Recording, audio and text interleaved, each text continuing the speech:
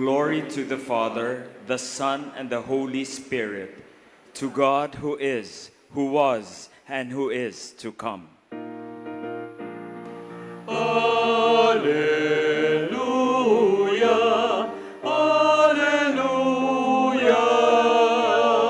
alleluia, alleluia.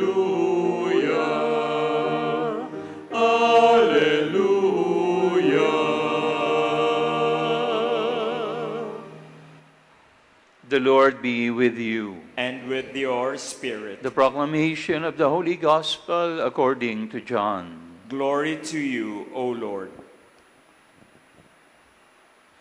God so loved the world that He gave His only Son, so that everyone who believes in Him might not perish, but might have eternal life.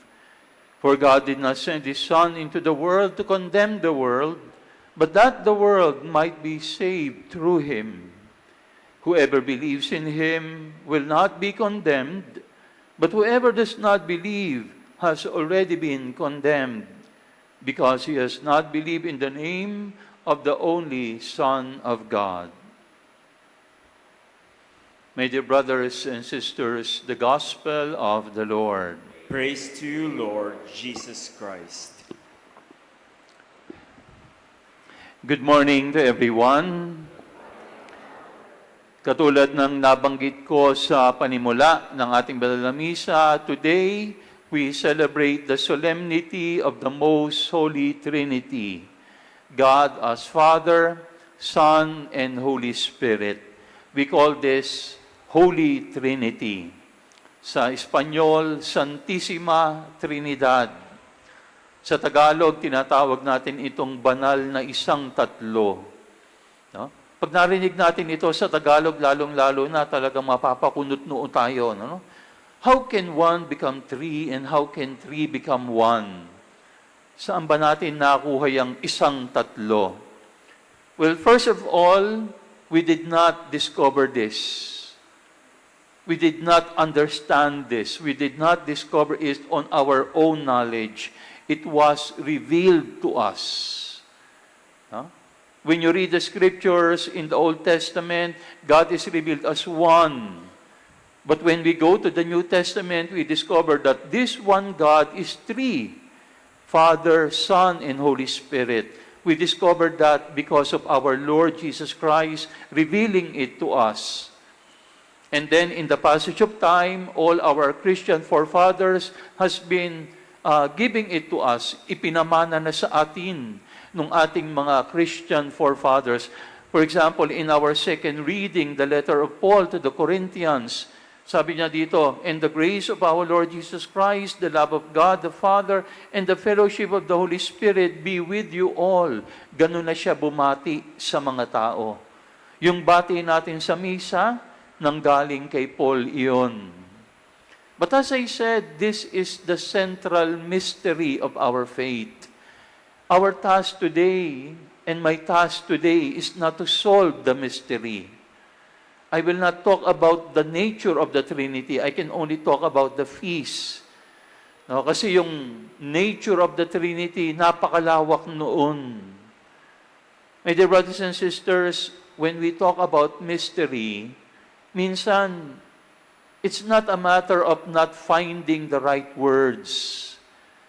It is a matter of there are no words. Magkaiba yun eh. No? If you cannot find the words, halimbawa pag sinabi ko, what is a microphone? Sometimes you cannot find the words to describe a microphone. Pag hindi mo yan ma-describe, it's either tanga ka, o talagang hirap mag-isip ang utak mo. No? But you can find the words to describe what a microphone is. It is an electronic device used to amplify one's voice. So we can find the words. But sometimes there are just no words to describe something and someone. Di ba meron tayong karanasan na nararanasan natin, totoo naman, but there are just no words. Kapag nakaranas ka ng milagro, ng himala, yung maraming nangyayari sa mundo, may mga nangyayaring nararanasan natin totoo, but there are no words to explain it. That is what you call mystery. And the nature of God as Trinity belongs to the realm of mystery. No? Kaya as I said, our task today is not to solve the mystery, but our task today is to look at our own experience and say, how can we continue to live out the mystery of the Trinity in our lives? Trinity naman, tatlong bagay ang isi-share ko. No? Unang-una, let God be God. Let God be God. With special emphasis on God. If you look at the definition of the word God, no, Saint Athanasius defined it, sabi niya, God is that than which nothing greater can be said. Wala na raw hihigit pa sa Diyos. So when we say, let God be God, ibig sabihin nun, let us be humble before God. Let us trust God. Because God is too big, napakaliit natin, napakalawak ng Diyos. Isaiah 55 says, kung gaano kalayo ang east is from the west, ganun kalayo ang isip ng tao sa Diyos. So, let God be God. Yung famous story, di ba? St. Augustine was thinking, how is God Trinity? He was walking along the beach, trying to solve the mystery, and he saw a boy who dug a hole along the seashore, at nakita niya, he was fetching water and putting it in the hole. And then sabi niya, boy, what are you doing? Sabi niya, I'm putting the sea into this wall that I made, into this hole that I made. Pinagtawanan ni Augustine ang sabi niya, you fool, the ocean is too vast to fit in that small hole. And the young boy smiled at him also and said, and your mind is too small to fit the vast mystery of God. And he realized he saw an angel and then the boy disappeared. Ayun, mystery. Hindi natin mapagkakasya ang lawak ng Diyos sa liit ng ating utak. Kaya ang task natin today is, let God be God. Leave room for some mystery, leave room for some faith. Hindi natin masosolve ang kalikasan ng Diyos. That's why we can only be humble before Him. At katulad ng sinabi ng Proverbs 3, verse 5, trust in the Lord and not on your own understanding. Trust with you with all my heart, lean not on my own understanding. Let God be God. Second na gagawin natin, live as a child of God. Live as a child of God. What do I mean by that? Because of Jesus, the Son, we became children of God. No? Sa pamamagitan ni Jesus, lahat tayo naging magkakapatid.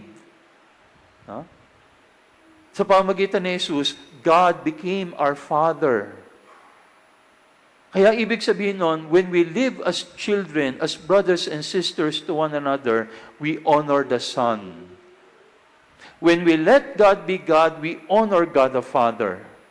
But when we live as brothers and sisters, we honor the Son. When Jesus was asked, teach us how to pray, anong sabi ni Jesus? When you pray, say, Our Father. He did not say, My Father. So it is only through the Son that we become children of God. Kaya ang mahalagang paalala sa atin dito, do we treat and do we live as brothers and sisters to one another? Do we bear with one another as brothers and sisters? Kapag meron tayong kapatid na naiiba sa atin, do we bear with them? Do we treat them as a brother and as a sister? Pwedeng mangyari yun dahil naiiba siya. Iba ang kulay, iba ang estado, iba ang kanyang politika, iba ang kanyang bayang pinanggalingan, and because of that, I will treat him differently. But in all of these differences, we are all brothers and sisters in the one God. And that is why, as I said, when we treat and when we live as brothers and sisters to one another, we honor the mystery of God the Son. Lastly, Be an agent of transformation. Be an agent of transformation. When we do that, we honor the Holy Spirit. Why? Because the Spirit is the agent of transformation. Or we can even say the agent of inspiration. Ano po yung ipinagdiwang natin last Sunday? What feast? Pentecost, the coming down of the Holy Spirit. Remember what happened? The apostles were afraid. They were in a room, but when the Holy Spirit came down upon them, they became brave, and they went out and proclaimed the gospel of Christ. So they were transformed by the Holy Spirit, and they were inspired to become missionaries of Christ. Agent of transformation. Dapat ang bawat Kristiyano ganun din. Dapat lahat tayo magiging agents of transformation. Once there was a priest, during his homily, he asked the people, sabi niya, what is the most important part of a church? And people say, Father, the altar, because that is where the consecration happens. And the priest said, no. One said, Father, the lectern, because that is where you deliver the homily. The priest said, no. Father, the confessional, because that is where we confess our sins. The priest said, no. And then the priest finally said, the most important part of the church is the exit door. Why? Because Christians inside the church are useless. Walang silbi ang mga Kristiyanong nasa loob lang ng simbahan. When do Christians become meaningful and useful? When they go out of the church. When they become agents of transformation. And kaya, my dear brothers and sisters, the moment you step out of this chapel, you are on mission territory. Ang problema po sa atin, sometimes, our faith does not transform society. We are not agents of transformation. Our faith does not inform our politics, for example. Sumasampalataya ka sa Diyos, pero sumusuporta ka sa mamamatay tao. Sumasampalataya tayo sa Diyos, pero sumusuporta ka sa kurap. Sumasampalataya tayo sa Diyos, pero hindi tayo nagagalit kapag nagsisinungaling ang mga politiko. We do not say our peace. Kasi kailangan nasa simbahan lang ako. Separation of church and state. Wrong. Kaya nga madumi ang politika dahil inihiwalay natin ang simbahan sa politika. But when Christians purify politics, then politics will be transformed. Society will be transformed. That is what it means to be an agent of transformation. And when we do that, we honor the Holy Spirit. Holy Trinity. God as Father, Son, and Holy Spirit. Our task today is not to solve the mystery. We can never solve that mystery. We can only solve it when we are already face to face with God in heaven. But our task today is to live the mystery. And how do we do that? Let God be God. Live as a child of God. And be an agent of transformation.